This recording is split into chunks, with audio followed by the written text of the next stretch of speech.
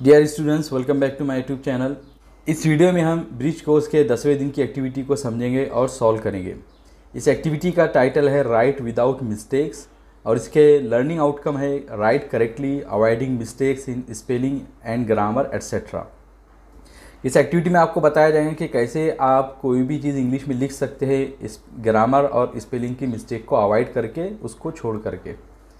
आज के दिन की पहली एक्टिविटी है लर्निंग एक्टिविटी एक्सपीरियंस। इसमें कहा गया है कि teacher explains the nature of activity. Teacher ask student to identify the correct word. कि टीचर इस एक्टिविटी के नेचर को एक्सप्लेन करेगा और टीचर स्टूडेंट से कहेगा कि वो करेक्ट वर्ड को आइडेंटिफाई करे, पहचाने। तो इस एक्टिविटी का नेचर यह है, इसमें हमें बताया जा रहा है कि इंग्लिश में बहुत सारे ऐसे वर्ड्स होते हैं जिनकी आवाज़ एक जैसी होती है, लेकिन उनके स्पेलिंग और उनके मीनिंग अलग अलग होते हैं। तो ऐसे वर्ड्स को हम जब अपने सेंटेंसेस में यूज़ करेंगे तो उनके स्पेलिंग पर ख़ास तौर से ध्यान देंगे और उनको लिखते वक्त हमको बहुत ही केयरफुल होना है।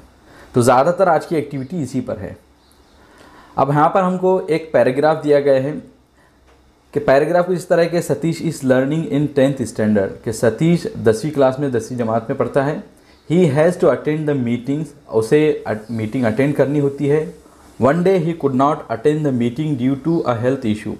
एक दिन वो किसी मीटिंग को अटेंड नहीं कर सका हेल्थ इशू की वजह से। He asked his friend Rahul to know about the meeting. उसने अपने दोस्त राहुल से मीटिंग के बारे में जानकारी हासिल करने के लिए पूछा। एंड रोट सम पॉइंट, और कुछ पॉइंट्स नोट करे। तो आगे के जो पॉइंट्स है तो वो इसी मीटिंग को लेकर के है, लेकिन इसमें हमको करेक्ट स्पेलिंग को पहचानना है।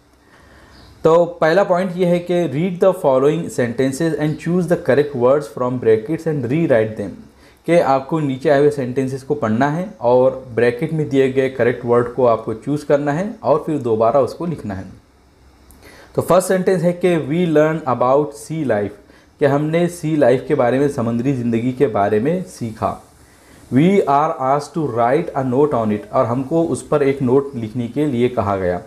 तो यहाँ पर ये सी लाइफ है, दो वर्ड सी है, SEE, तो इसके माने होते हैं देखना, और SEA होता है तो इसके माने होते हैं समुंदर। और दूसरा ये कि we are asked to write, हमें लिखने के लिए कहा गया। तो जो इन्फिनेटिव से पहले टू आता है उसकी स्पेलिंग होती है TO। जो दूसरा टू है TOO, तो इसके माने होते हैं भी। और जो तीसरा टू है TOO, इसके माने होते हैं दो। तो हमको यहाँ पर करेक्ट चुनना था, हमने TO को चुना है। सेकेंड सेंटेंस है कि the government need to censor the tourist on beach to avoid pollution. कि गवर्नमेंट को ज़रूरत है कि वो बीचेस पर, समुद्री तट पर पॉल्यूशन को रोकने के लिए, पॉल्यूशन की रोकथाम के लिए टूरिस्ट को सेंसर करे, टूरिस्ट को काबू में रखे, उनको नियंत्रित करे। तो इस सेंटेंस में सेंसर CENSOR ये करेक्ट ऑप्शन होगा, क्योंकि इसके माने होते हैं काबू में रखना, नियंत्रित करना। जबकि जो दूसरा वर्ड है सेंसर SENSOR, तो इसके माने होते हैं ऐसा डिवाइस जो कि किसी चीज़ को सेंस कर सकता है, सेंस करने का डिवाइस। थर्ड सेंटेंस है the waste management is needed in coastal management. ये कोस्टल मैनेजमेंट के लिए वेस्ट मैनेजमेंट बहुत ज़रूरी है। तो यहाँ पर हम देख रहे हैं कि वेस्ट दो वर्ड आए हैं। WAIST वेस्ट माने होते हैं कमर या कमर का हिस्सा, और WASTE माने होता है वेस्ट, कचरा, या फिर ऐसी चीज़ें जिसको इस्तेमाल करके फेंक दिया जाए। तो इस तरीके से आप यहाँ पर इस एक्टिविटी में देख रहे हैं कि किस तरीके से इंग्लिश में बहुत सारे ऐसे वर्ड्स आते हैं जिनके आवाज़ एक जैसी होती है, लेकिन उनकी स्पेलिंग और उनके मीनिंग अलग अलग होते हैं। तो हमारा ये काम है कि जब भी हम लिखें तो बहुत ही केयरफुल होकर लिखें और उनके स्पेलिंग को करेक्टली चूज़ करने की कोशिश करें। आगे एक एक्टिविटी दी गई है सॉल्व एक्टिविटी, डेमो एक्टिविटी। इसमें भी वही चीज़ हमको बताई जा रही है और इसी तरीके के सेंटेंसेस दिए गए हैं कि इसमें दो वर्ड्स आ रहे हैं, होमोफोन्स आ रहे हैं। तो फर्स्ट है कि you know the meeting was interesting. तुम्हें मालूम है कि मीटिंग इंटरेस्टिंग थी। तो इसमें हम देख रहे हैं कि नो करेक्ट ऑप्शन है KNOW, क्योंकि इसके माने होते हैं जानना, तुम जानते हो, और नो माने होता है नहीं। सेकंड है कि the whole seminar was about the outbreak of global warming. कि पूरा सेमिनार ही ग्लोबल वार्मिंग के फूट पड़ने के बारे में था। तो होल सेमिनार, पूरा सेमिनार, WHOLE होल माने होता है पूरा, और HOLE होल माने होता है सुराख। थर्ड है कि we would have to take necessary actions on it. हमें उस पर नेसेसरी ज़रूरी एक्शंस लेना होंगे। तो वुड WOULD करेक्ट ऑप्शन है क्योंकि ये एक हेल्पिंग वर्ब है, जबकि WOOD वुड माने होता है लकड़ी। तो इस एक्टिविटी में भी हमें यही बताया गया है कि ऐसे वर्ड्स को सेंटेंस में चूज़ करने से पहले हमको केयरफुल होना है जिनके आवाज़ एक जैसी है लेकिन स्पेलिंग और मीनिंग अलग अलग है। आगे हमें प्रैक्टिस के लिए एक एक्टिविटी दी गई है जिसमें हमसे कहा जा रहा है कि use the following words carefully in the given sentences. ये नीचे आए हुए वर्ड्स को केयरफुल होकर सेंटेंसेस में यूज़ कीजिए। तो फर्स्ट सेंटेंस है कि our class has finally won that thrilling cricket match. I have one sister and 2 brothers. तो पहला जो ब्लैंक था उसमें हमने WON का यूज़ किया। वन WON माने होता है जीतना, और ONE माने होता है वन माने होता है एक। सेकंड सेंटेंस है कि it has 4 legs and a tail. I want to tell you tail, कि उसके 4 पाँव और एक दुम है और मैं तुम्हें एक कहानी सुनाना चाहता हूँ। तो TAIL टेल माने होता है दुम, और TALE टेल माने होता है कहानी। और थर्ड सेंटेंस है कि we can enjoy cheaper purchase if there is a sale in the shop who sell the ship, कि हम सस्ती खरीदारी को एंजॉय कर सकते हैं अगर दुकान में कोई सेल हो। और जहाज़ कौन चलाता है, तो SALE सेल माने होता है वो सेल डिस्काउंट जो दुकानों में लगता है, और SAIL सेल माने होता है जहाज़ चलाना। इस एक्टिविटी में भी हमको यही बताया गया है कि ऐसे वर्ड्स जिनकी आवाज़ एक जैसी हो लेकिन उनके स्पेलिंग और उनके मीनिंग अलग अलग होते हैं, तो उनको हमको केयरफुल होकर अपने सेंटेंसेस में चूज़ करना होता है, लिखना होता है। आगे की जो एक्टिविटी है वो है extension activity, parallel activity, reinforcement. इसमें कहा जा रहा है कि spot the spellings, grammatical errors and rewrite them correctly in your notebook, कि आपको नीचे आए हुए सेंटेंस में से स्पेलिंग और ग्रामर के मिस्टेक को स्पॉट करना है, पहचानना है और उनको दोबारा अपने नोटबुक में लिखना है।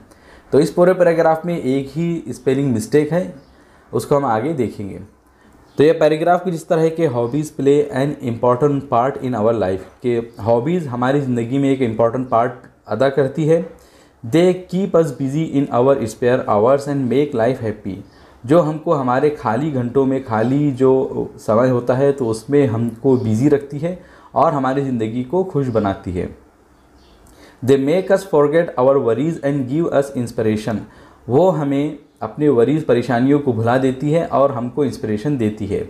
They make life interesting and pleasant, और उसकी वजह से हमारी ज़िंदगी इंटरेस्टिंग और प्लेजेंट हो जाती है, खुशगवार हो जाती है। They give us energy and teach us the dignity of labour, वो हमको एनर्जी भी देती है और हमको लेबर, मेहनत की डिग्निटी और उसकी अहमियत के बारे में भी बताती है। All hobbies are useful in one way और द अदर, जितनी भी हॉबीज़ होती है तो वो किसी न किसी सूरत में हमारे लिए यूज़फुल होती है, फ़ायदेमंद होती है। But the one I like most is gardening, लेकिन वो जो मुझको सबसे ज़्यादा पसंद है तो वो है gardening. I have recently developed a taste for it, मैंने रिसेंटली अभी हालिया दिनों में ही उसके लिए टेस्ट डेवलप किया है। It is both pleasant and economical, वो प्लीजेंट भी है, खुशगवार भी है और इकोनॉमिकल भी है। तो इकोनॉमिकल जो वर्ड आया है तो उसके स्पेलिंग यहाँ पर गलत लिखी गई है। इकोनॉमिकल की जो करेक्ट स्पेलिंग है तो उसको मैंने करेक्ट करके यहाँ पर आपके लिए लिख दिया है, तो उसको आप देख कर लिख सकते हैं। I have always had a love for nature, मुझे हमेशा नेचर के लिए मोहब्बत रही है। But I have never before feel the real joy that they afford to the human mind, लेकिन मैंने इससे पहले कभी भी उस असली खुशी को महसूस नहीं किया था जो कि वो ह्यूमन माइंड के लिए अफोर्ड करते हैं। It is only now that I learn what store of knowledge they have for us, अभी मुझको मालूम चला है कि मालूमात का कितना बड़ा ख़जाना वो हमारे लिए रखते हैं। तो इस सेंटेंस में हमने देखा है कि इस पूरे पैराग्राफ में सिर्फ एक ही स्पेलिंग मिस्टेक थी, लेकिन उसके वजह से हमारा पूरा सेंटेंसेस किस तरीके से गलत हो जा रहे थे। तो हमको यही करना होगा कि जब भी हम किसी चीज़ को लिखें तो एक एक वर्ड की स्पेलिंग को करेक्टली चूज़ करें। जिसके हमको स्पेलिंग नहीं आती तो डिक्शनरी से कंसल्ट करें, डिक्शनरी को रिफ़र करें और उसके बाद में हम वर्ड को चूज़ करें। तो आज की इस एक्टिविटी में बस इतना ही है। मुझे उम्मीद है कि इस वीडियो की मदद से आप लोगों ने आज की एक्टिविटी को कम्प्लीटली समझा होगा और उसके सभी क्वेश्चंस के आंसर्स भी लिखे होंगे। अगर फिर भी आप लोगों का कोई डाउट या क्वेश्चन हो तो कमेंट सेक्शन में ज़रूर पूछिए। वीडियो पसंद आया तो उसे ज़रूर लाइक कीजिए, अपने फ्रेंड्स और क्लासमेट्स के साथ में शेयर कीजिए और इसी तरह की इन्फॉर्मेटिव और एजुकेशनल वीडियोज़ के लिए मेरे चैनल को ज़रूर सब्सक्राइब कीजिए। I will see you in my next video.